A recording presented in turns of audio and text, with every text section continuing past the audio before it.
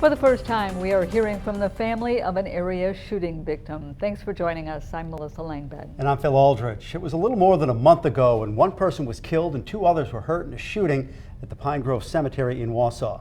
News 9's Victoria Saha sat down with the daughter of Bill Boozy as he continues his recovery in the hospital. She joins us live from Wausau with the story. Hey, Victoria. Hey, Phil and Melissa, that shooting happened right behind me here.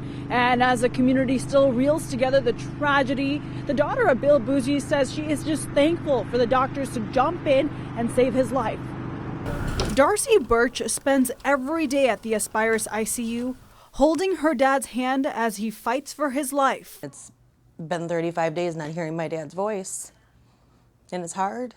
Her dad is Bill Boozy, a Pine Grove Cemetery worker who was shot multiple times in early October. Why hasn't he called? And I called and called and called and called, and then I started calling the office. And Patty wasn't answering, and fear starts to kick in. A morning Darcy will never forget. And as soon as we got here, they said, well, your dad's in the ICU, and it doesn't look good.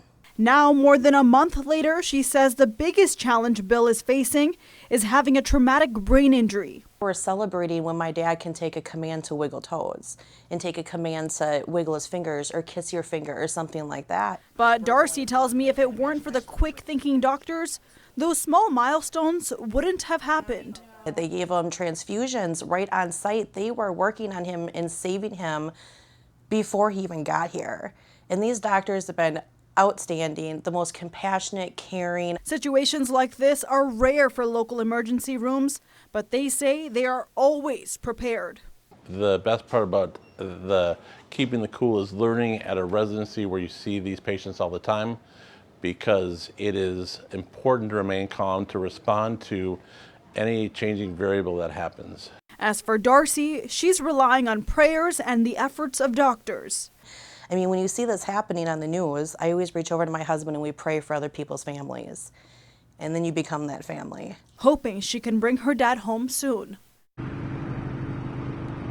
Now, Darcy says that doctors think that Bill will pull through, but it's going to be a slow recovery. And of course, she says that she's going to be with him throughout it all.